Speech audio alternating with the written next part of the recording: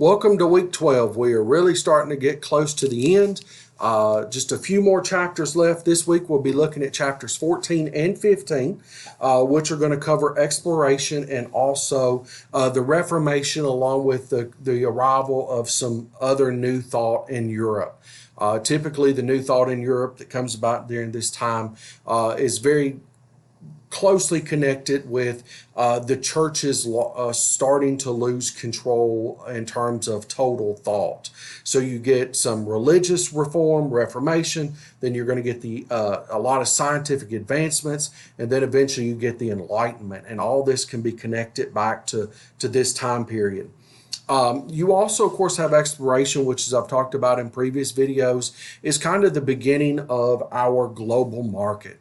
Any nation that tries to be completely 100% by itself tends to not do very well, especially in modern day standards, because some areas can produce certain things cheaper, raw materials, natural resources, trade, all these things greatly work together, and our economies are tied to one another. Now, with this particular week, week 12 that we're in, I include a video on the Aztecs. Now, I know technically we covered the Aztecs a little earlier in chapter 6, but I like to include this video right here for my face-to-face classes because of this very reason.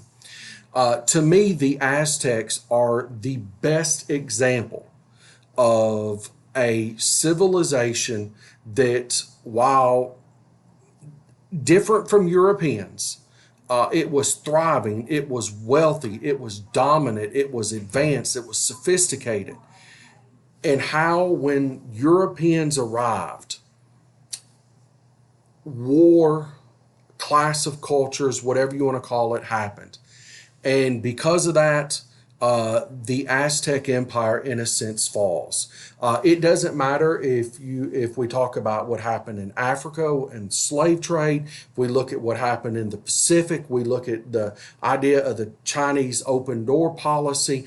We look at India. Over and over and over, you see this very common theme, and it is a very, very sad theme in the history of the world that it kind of became.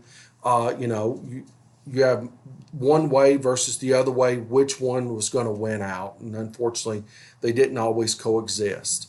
And so to me, again, this is a really good example of what happened all over the world between people that we would probably classify as natives and then the European explorers. I hope you find this video extremely interesting along with these chapters.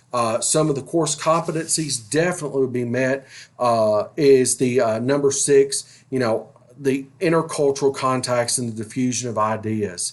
And then, the number 8, the relationships and historical events and peoples. And then number 2, the interactive roles of social, religious, political, economic, scientific, and technological forces.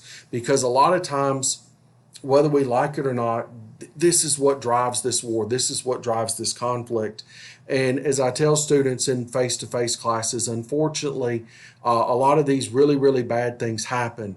But if they wouldn't have happened the way they did, the world that we currently live in, for all the goods and the bads, and the uglies for that matter, it would be a very different world. Hope you find all this really, really interesting. Good luck, happy learning. Any questions, please, as always, just reach out to me, and have a great week.